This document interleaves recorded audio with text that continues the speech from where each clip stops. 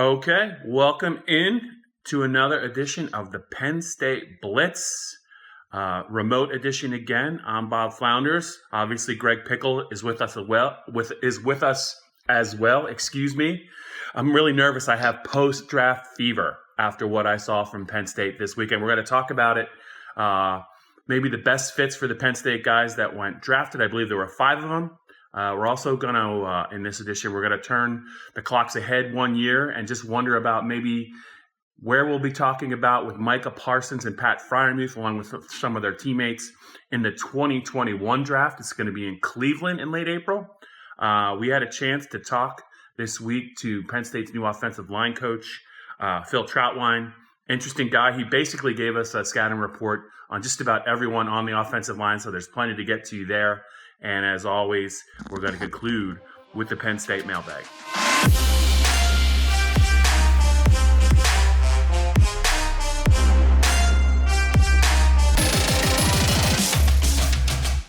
Okay, Greg Pickle, hope you're doing well. The sun is out where I am. Let's talk a little bit about what we saw this weekend. Actually, it started on Thursday. But unfortunately, it didn't start on Thursday for Penn State. They had 2 players go Friday in the second round. Yetur Gross-Matos, who I kind of thought was going to go in the first round, the defensive end, went to the Carolina Panthers. And then in an interesting pick, KJ Hamler went, Greg, to the Denver Broncos in the second round. And I say interesting because in the first round, they took a gifted wideout from Alabama, Jerry Jeudy. They had some other players were drafted as well. Update me, Greg, if I'm wrong, but we had John Reed to the Texans in the 4th round, Cam Brown to the New York Giants in the 6th round, I believe, and Robert Windsor went to the Indianapolis Colts. Also in the 6th round, they had a bunch of guys sign free agent deals, Greg, but let's focus on the guys who got drafted.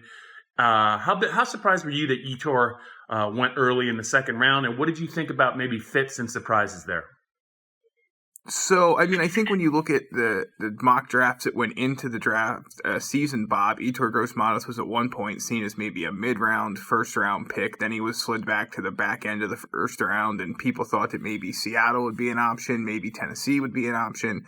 But when the draft really kind of turned on its head and some really talented wide receivers fell, including CeCe Lamb, the Oklahoma receiver, to your Dallas Cowboys, I think that really altered a lot of teams' plans because some players who I don't think many expected to be on the board when their turn came up late in the first round were, and that was probably to Yetur's detriment, unfortunately. But the good news was he didn't fall far out of the first round. He obviously goes pretty early on day 2 to a former Penn State guy in Matt Rule and the Carolina Panthers, and I really like the fit there. I don't see any reason to think that, Yetur is any worse off. Obviously, maybe a little bit less money, of course, for going in round 2, but the fit seems to make sense. I'm sure that, even though Matt Rule and Yetur Gross-Matos played in different eras for different Penn State coaches, different Penn State teams, obviously, I think there's still a sort of mindset that a Penn State defender has. So I would imagine those two will work well together. And Yetur should be a big part of, a defense that now has to stop Drew Brees, Taysom Hill, and Tommy Stevens, and Jameis Winston with the New Orleans Saints. So it'll be interesting to see how that all plays out. But, I thought he fit nicely there, Bob, and I really liked KJ Hamler with Denver. Obviously, he'll reunite there with Deshaun Hamilton.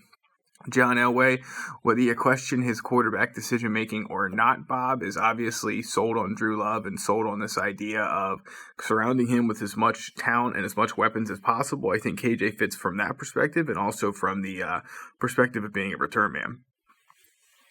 One note about, you mentioned Matt Rule, coached at Temple and Baylor, but played at Penn State.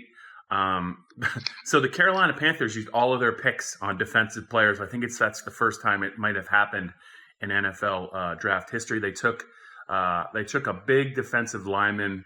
I think it was the guy from Auburn. His name was Brown. Went 7th overall. Yetur was taken with their second pick. Interesting to see what they do moving forward. Greg, I got one question for me. I have for you is I just wonder if KJ Hamler might force Deshaun Hamilton out in Denver. If you really look about it, they took Jerry Jeudy. They already have Cortland Sutton. So, I mean, I would think that would make on the depth chart, that would make Hamilton at best the 4th wideout. If you don't play special teams, and I don't think he does, he might have a hard time maybe sticking on the roster. We'll have to watch that. I also like I wanted to note that it finally happened, Greg. Bill O'Brien, the former Penn State coach who left after the 2013 season, has been with the Texans since 2014. Finally, a Bill O'Brien coach team took a Penn State player, John Reed, to be the slot corner in the 4th round. I think Bill O'Brien had a little bit of a history with John. He actually probably was his staff was recruiting him before Bill O'Brien actually got there. It was nice to see that finally happen. I don't really know about. I think Cam Brown's too big of a project, and Robert Windsor is a guy that I think is going to just be a rotation guy. Before we turn the page to next year's draft, though, Greg, just your thoughts on Tommy Stevens, the former Penn State quarterback, being picked in the 7th round by the New Orleans Saints, who already have Taysom Hill. I thought that was a really interesting pick because, I mean, obviously, Sean Payton's going to keep the best players, but I thought it was an odd pick to have a Taysom Hill type player picked when you already have Taysom Hill on your team. Yeah, it made positively no sense, Bob, and I regrettably have not been able to go search out the New Orleans media contingent to see what they've written about why Sean Payton made that pick. Obviously, much like the absurdity that was Jalen Hurts being drafted by the Eagles in the 2nd round, there's clearly a plan in place. Now, the Eagles doing that is something that a lot of people can't wrap their head around. It doesn't make a lot of sense. But with Tommy Stevens, if you're going to take a flyer on a guy in the 7th round and hope that maybe he'll play some special teams for you, maybe he can do a couple of different things for you, maybe he lines up in, an H-back setting or something like that. I guess the hope would be that all of the different things he does add up to enough usage to make that pick worthwhile. And if not, then, Tommy Stevens will just be the latest 7th round pick to not make an NFL roster. He certainly won't be the first, certainly won't be the last, but I must say it was stunning to me that he was picked and Juwan Johnson was not. I really thought that the end of Juwan Johnson's career at Oregon was really the culmination of something that a lot of us thought would happen during his time at Penn State. It never really worked out that way, but he was tremendous down the stretch, and the Saints ended up signing him too. So maybe Sean Payton just likes ex-Penn State players who ended their career elsewhere. I don't know, but I'll be fascinated to see if Juwan can stick. He certainly has had an NFL caliber body and skill set since the days he was in high school, really, and now it's starting to translate, again, towards the end of his college career, so we'll see how that works out. And I'm right there with you on John Reed. Bill O'Brien, I believe, had him at campus and for camp, either in the summer of 2012, I believe it probably was, or the summer of I guess it would have had to have been the summer of 2012. And so there's a lot of connection and history between those two. Bill didn't take Christian Hackenberg. We thought that could be possible. He didn't take any Penn State player, as you note, prior to John Reed. And he gets a very cerebral player who I think obviously never seemed quite like the same guy after the knee injury that cost him the 2017 season. But when he was good, there were few better. And I think Bill O'Brien obviously believes that he and this Houston Texans staff can get things going in the right direction with John Reed. Not that they weren't already, but more so. And I won't be shocked at all to see him absolutely not only make that roster, but be a special teams guy at worst, and probably maybe a nickel corner at best in his rookie year. Yeah. Okay, so let's turn our attention to 2021. Cleveland will be hosting the NFL draft. I've been to Cleveland downtown. It's a lot of fun. I have a funny feeling that once hopefully everything clears medically, maybe you and I will both be in Cleveland for this draft. The reason I say that is I think that Micah Parsons is, if he's healthy, is close to a lock to be a first-round pick next year. And I think Pat Freiermuth, for what he can do as an all-around tight end, should he choose to leave, and he really should, I think he's going to be right there with him in the first-round conversation. Greg, did you know? Anyway, so what I was saying is Micah Parsons in next year's draft, the 2021 draft, the Harrisburg High kid, I think is a lock to be a first-round pick. If he's healthy, I think you can write in Pat Freiermuth as a legit first-round candidate as well if he opts to come out at Penn State after his 3rd year, and I think he should. I think he's ready. But Greg, I believe you were 10 years old the last time Penn State had multiple players go in the first round of a draft. It was 2003. I remember it well. I know you don't. Jimmy Kennedy, Michael Haynes, 2 defensive linemen, Larry Johnson coming off that 2,000-yard season as a running back, and also Bryant Johnson, a really talented wideout, all went in the first round of the 2003 draft. Greg, your thoughts on Micah Parsons and Pat Freiermuth both being potential first-round picks if they're healthy, and also when you look at the rest of the potential PSU draftees next year, I think it's going to be a pretty big class. Yeah, no doubt.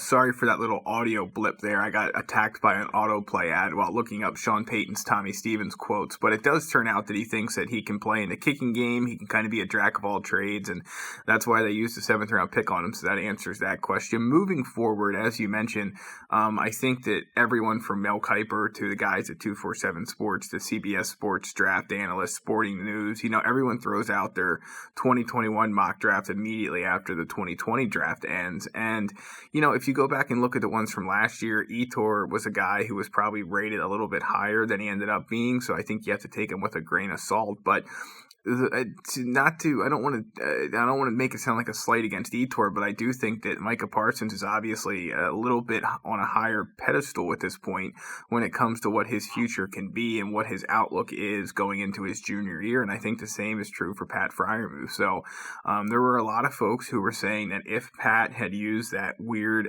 exception that made him eligible to come out as a sophomore, that he probably would have went over Notre Dame's Cole Kmet, who was the first tight end pick this year. So what does that tell you? It means he almost certainly is going to top the board next year. And then when you look at Micah, he has top 5 first-round pick, first one at Penn State since Saquon Barkley written all over him. Every year you get teams at the top of the draft board.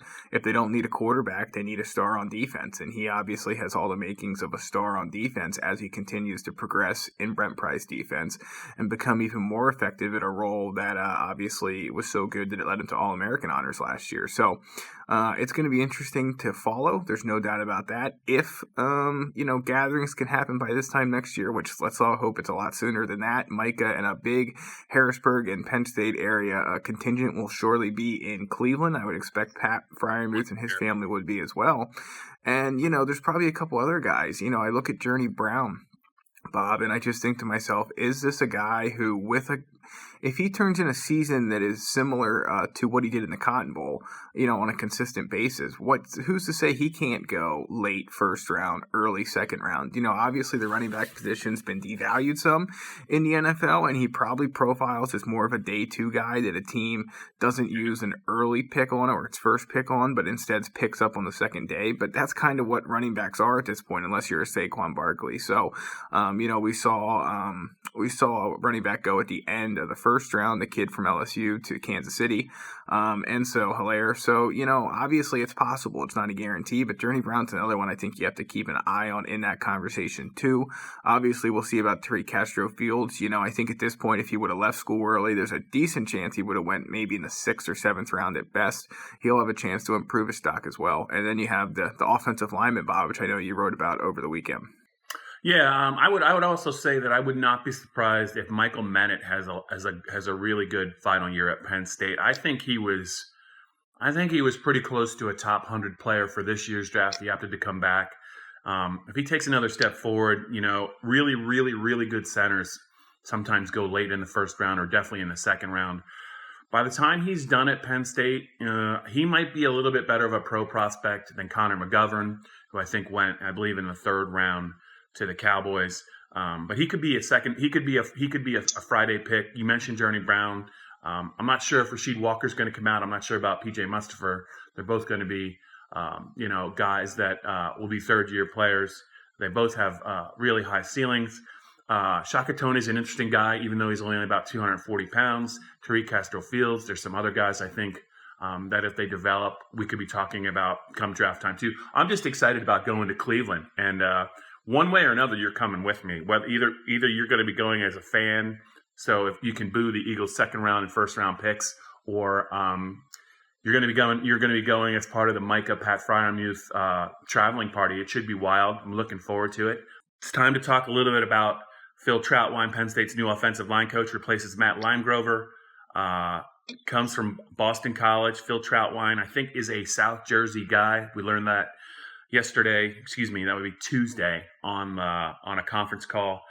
I love the fact that we finally got everyone on the beat asking questions about specific players rather than big picture things. So we got breakdowns, Greg, from about 8 different players.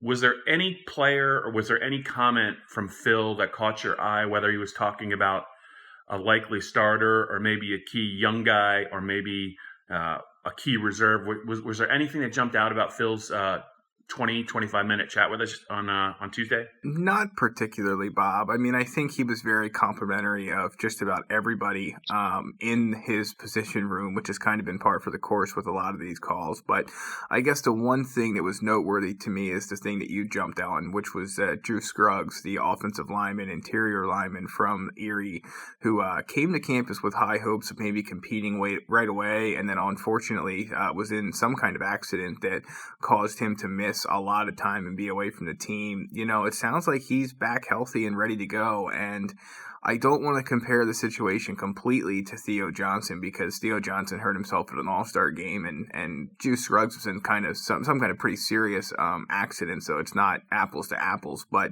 in terms of guys maybe being helped from a competitive standpoint by not having spring practice, and thus they had more time to recover to be 100% for the first time, they can get on the field again. You know, I think Theo Johnson, we've talked about in past weeks, benefits from that, and I think Drew Scruggs does too. So it'll be interesting to see what kind of competition there is for those interior jobs. You know, we think Mike Miranda and CJ Thorpe are the guys that will win those guard jobs pretty easily, but, you know, I think there's going to be some guys pushing them. And, you know, the other thing too, Bob, was Caden Wallace. The comments about him kind of jumped out at me. We know how talented he is. The problem is he seems to be depth chart blocked at this point. So the question will become, can he overtake Will Fries for that right tackle job by the time the 2020 season starts? I think that's going to be maybe the position that's watched most, fairly or unfairly. And I think you asked that question. Will Fries has maybe been overlooked or looked at as a weak link of this offensive line. He's going to have competition for his spot. Like I said, maybe it's not fair to, you know, put him in the spotlight like that, but for better or for worse, it's pretty clear that there's some guys gunning for that job and some other jobs on the offensive line. And with Phil Trautwein being a fresh face who's getting to coach these guys for the first time, you know, he has a lot of evaluation work to do once practices can begin again. Yeah, one thing Phil said about Caden, which to me, they're trying to get him on the field because you could just tell, because he still said they like him a little bit as a guard, and he's just such a big body at like 6'5", 6'6", 335, 340. That's, I mean, you can play guard at that size, but he just seems to me like he's more natural on the tackle side. He's also going to have to probably climb over Des Holmes, I think, to get on the field, because I think it's the pecking order is probably Rashid, and then it's Will Fries, and I think Des Holmes is probably pushing. And I know they really like Caden, but with no spring, could be tough for him to kind of hit the ground running. We'll have to wait and see. One thing before we move on to the mailbag, Greg, is the presence of Phil Trautwein compared to Matt Limegrover. In your mind, as a guy that covers recruiting, how does that impact, if at all, Penn State's chances for a Warwick 5-star offensive line prospect Nolan Rucci? Does it make any difference? I know Phil Trautwein is considered maybe a pretty good recruiter, maybe a better recruiter than Limegrover when it comes to getting top offensive linemen to come to his school. Yeah, fair question. I think that obviously Phil Trautwein can pitch the fact that he's played more recently. He's been involved in offenses like the one Penn State runs now. He's a national champion. He's recruited and developed tremendous offensive linemen in the past. I mean, he has all the things you want to sell. Bob, you mentioned the word presence. So, I mean, to answer your question, I do think that it'll help with the recruitment of Nolan Rucci, absolutely. But ultimately, I think that's a kind of kid where the head coach has to win that recruitment. You know, the position coach, the offensive coordinator, they all play a role. But let's be honest, that's James Franklin versus Clemson's Dabo Sweeney versus Wisconsin's Paul Christ, and whichever program comes out on top, I think the head coach will have as much, if not more, to do with than the position coach does. But you mentioned his presence, Bob, and you know, again, I liked Matt Limegrover. I thought he was great to interact with. He was always kind with his time to us on the beat, and he answered questions whether they were tough or not. But Phil Trautwein just seems to have, I don't know, you mentioned the word presence. He seems to have just a little bit more of a plan, I guess you could say. I don't know if that's the right word. Maybe you'll have a better one, but I just got the sense that, when we were talking in the past about Penn State's offensive line finally improving, you never really had anything to cling on to. And it just feels like Trautwein can spell out his plan a little bit better than what Matt Limegrover did, at least to us. And if you could, if you assume he can do it to us, he's obviously doing it to his guys as well. Yeah, and I think the fact that maybe Phil played at a pretty high level in college at Florida, I think he might have sniffed the NFL a little bit, maybe a little bit more relatable for a prized recruit. We'll have to wait and see. Not that Matt Limegrover didn't do a good job when he was at Penn State. All right, Greg. It's time for your favorite. It's time for your favorite segment. One of my top 4 favorite segments on the Blitz podcast. The mailbag. So what do we have from our listeners and viewers this week? Yeah, interesting week, obviously, post-NFL draft here. A lot of questions centered on the 2021 draft, which, of course, we got to before the break. But if not, I think, look, Micah, Parsons, Pat Freiermuth, they're going to get a ton of publicity and draft hype and all that, and it will be very well-deserved. But who's one more guy, either a senior or a potentially eligible to come out underclassman, Bob, that you think should be getting a lot of that talk as well? Ooh, to me, a real wild card for Penn State in the 2021 draft class, because I think he could really have a big year. But he's just been a mystery since he's been at Penn State, and that's Shaka Toney. He can get after the passer. If he could finish most of the times he's in the backfield, I think instead of having, I think he had 8 tackles for loss and 6.5 sacks. He would have had close to double those numbers, Greg. He is always around the quarterback. He's a lanky player, really good first step, has shown signs of being dominant at times, in the last couple of years, but hasn't ever put it all together. He's obviously not ideal from a size perspective, from a pass rusher. He's a tweener, but I think he can play upright a little bit. And I just wonder, when the Big Ten coaches made him a second team selection, I think that spoke volumes about what they really think about him, potential wise and disruptive wise. And if he can ever get up to 245 pounds, Greg, and if he gets, I think he can definitely better last year's numbers. I just think he's a guy that you could see, depending on the team and the scheme, he might be on somebody's radar. Third round. I don't want to limit him, or he could slide to late in the draft. I think he's definitely going to go because he can get after the quarterback.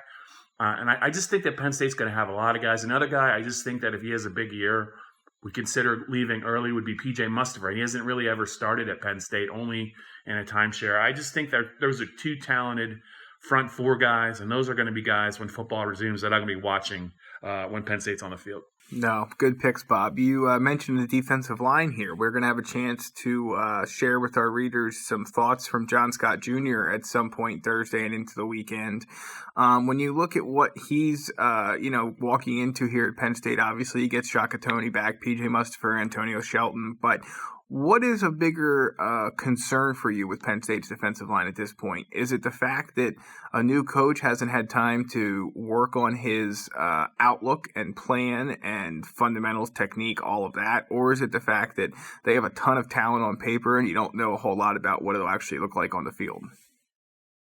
I think Penn State's defensive line will hold up fine against the run. I think Shelton and Mustipher are 2 stout guys. They're going to miss Windsor, but with Micah back there and, Brandon Smith on the field, I think Ellis Brooks I just think the front 7 stopping the run, and Lamont Wade actually in the box as a safety can help with that. But pass rush inside, I think, is the question that has to be answered at Penn State. You can't have Mustipher out there on the field all the time. Antonio Shelton, I think, is a run-stopping guy. They don't really have a defensive end that's shown that can kick inside like they did with Etor in some obvious pass rushing situations. So who is it from the defensive tackle groups that's going to be able to generate some push in the middle? Because you got to be able to do that a little bit, especially against teams that are going to try and get the ball out quick. I think that's probably that's my big concern about Penn State's defensive line, and I think that's going to be pretty high on John Scott's to-do list. I don't know that they have a consistent pass rusher coming inside. Maybe that'll develop. Maybe John can do some things. Maybe a young player we're not really talking about right now is going to take a step forward. But that to me is a concern at this point with the season hopefully starting at some point in the fall. All right, Bob, last one for you. I don't know how many listeners enjoy our voyages in the horse racing land, but we're going to make one more stab at it this week. Yeah. Just quick, over under, the late pick 4 at Oaklawn this week, the Arkansas Derby is going to be split into 2 races. It's sort of the big live sporting event of the weekend in the middle of all this. Will the late pick 4 at Oaklawn on Saturday pay over or under $60? It's going to pay over. Charlatton's going to win his. There's some good fields, Greg, in the late pick 4, and even if a chalker comes in at 3 to 5 or 4 to 5 like Charlatan, I think Nadal's going to get beat. And if the fields are deep, I think you're going to definitely see some prices. Greg, that's like the easiest bet I've ever made. Over $60. I would say it has a chance to pay even if Charlatan runs as expected. I can't wait for that. It's closing day, I think, at Oaklawn. The weather's going to be nice. I know there's going to be some people on golf courses. I will not be one of those guys. I will be fixated on the Oaklawn card. I can't wait for it, and I know you can't wait for it either.